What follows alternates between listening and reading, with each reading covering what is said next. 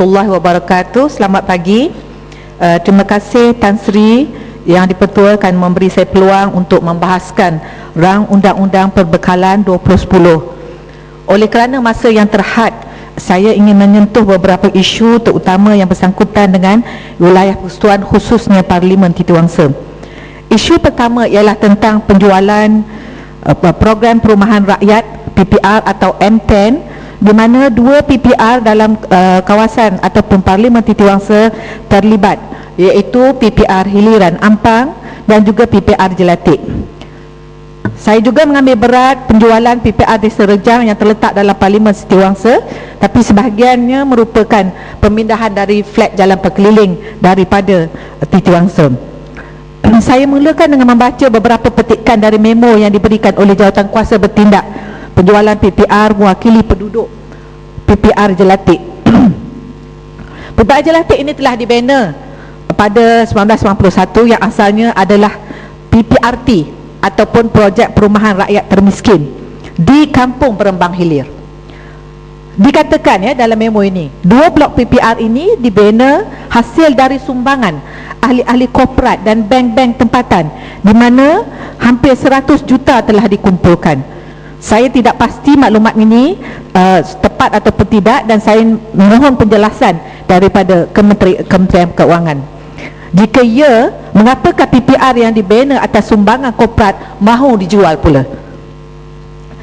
Janji di BKL kepada penduduk dalam surat bertarikh 30 April 1997 adalah bahawa di BKL akan bangunkan perumahan awam di tapak Kampung Bumi Putra Datuk Keramat, Seksyen 88 dan Seksyen 88A.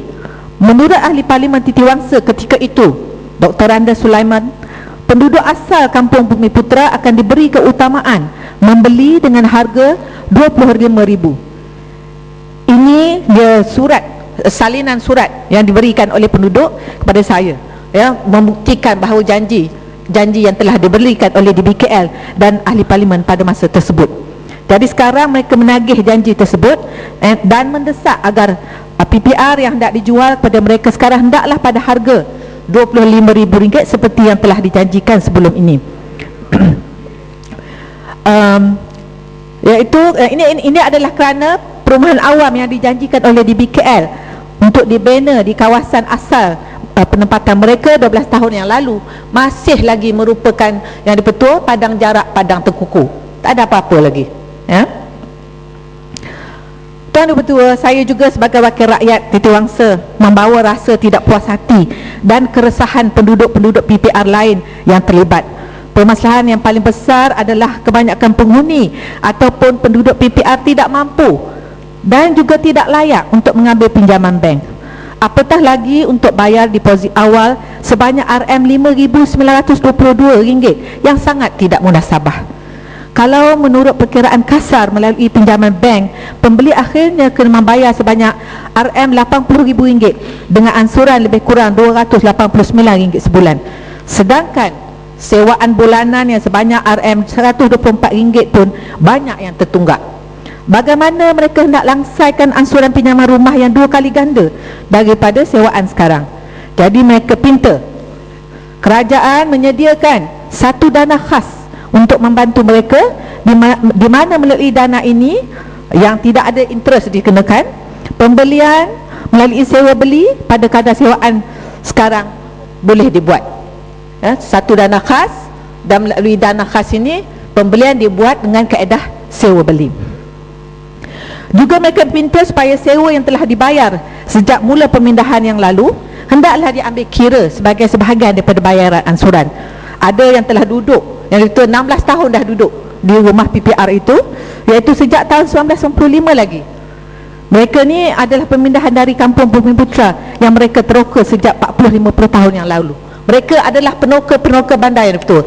Mereka yang meneroka tempat itu, kampung itu. Tetapi akhirnya mereka dikategorikan sebagai setigan dan seolah-olah mereka sudah tidak ada hak lagi. Masa tu sebenarnya di BKL pun tak ada lagi. Mereka ni datang dari kampung meneroka bandar untuk mencari rezeki dan menyeimbangkan kadar penduduk berbilang kaum di Kuala Lumpur. Sepatutnya penoka-penoka bandar ini diberi unit-unit percuma yang merupakan hak mereka, seperti mana penduduk atau peneroka Kampung Berembang Tan Sri yang betul, Kampung Berembang penduduk-penduduk ini, mereka berjuang, mereka bertahan sehingga mereka mendapat hak milik unit kondo yang dibina atas tapak asal kampung mereka, atas hasil usaha dan keprihatinan kerajaan Pakatan Rakyat di Selangor. Tak ada yang nak tepuk ke? Apakah Kementerian Wilayah Tuan dan di BKL tidak mahu menjadi kementerian dan agensi kerajaan yang prihatin dan mengiktiraf hak rakyat? Kelayakan untuk membeli hendaklah juga diberi kepada penduduk-penduduk yang telah berumur 60 tahun ke atas, OKU yang tidak bekerja, yang tiada pekerjaan tetap, ibu-ibu tunggal yang anak-anaknya masih bersekolah, golongan asnaf yang menerima bantuan Baitumal, dan kumpulan yang menerima bantuan Jabatan Kebajikan Masyarakat. Barulah golongan yang sebegini terbela, dan ini bersesuaian dengan polisi di BKL yang mahu menjadikan Kuala Lumpur sebagai tempat tinggal pelbagai kaum, pelbagai golongan, dan bukan hanya untuk orang-orang kaya dan golongan mampu sahaja. Untuk mengelakkan berlaku kekecohan adalah dicadangkan agar mereka yang menyewa dan membeli diasingkan dalam blok-blok yang berlainan. Ini sangat penting. Jika tidak, akan berlaku masalah yang besar. Paling kecil pun masalahnya itu adalah masalah parking kereta, tempat parking kereta. Tempat parking kereta sangat tidak cukup di PPR. Kalau sekiranya dalam satu blok tu ada yang membeli dan juga ada yang menyewa, sudah pasti yang membeli kata, aku lebih berhak sebab aku membeli, lebih berhak kepada parking kereta. Ini akan menimbulkan pergaduhan, tuan yang betul. Masalah yang lain adalah masalah yang lebih besar, iaitu masalah urusan penyelenggaraan blok-blok PPR tersebut. Sebab yang menyewa tidak bayar yuran penyelenggaraan, dan selama ini di BKL yang menyelenggarakan, sedangkan yang membeli kena bayar yuran senggaraan. Bagaimana nak menubuhkan JMB jika unit-unit yang dijual dan dibeli berada dalam satu blok yang sama? Kecualilah di BKL bercadang, dan ini juga adalah merupakan cadangan daripada penduduk untuk terus memainkan peranan sebagai pengurus ataupun JMB, yang saya kira lebih baik dan lebih terurus kerana di BKL sudah ada organisasi ataupun prasarananya. Namun begitu yang di-Pertua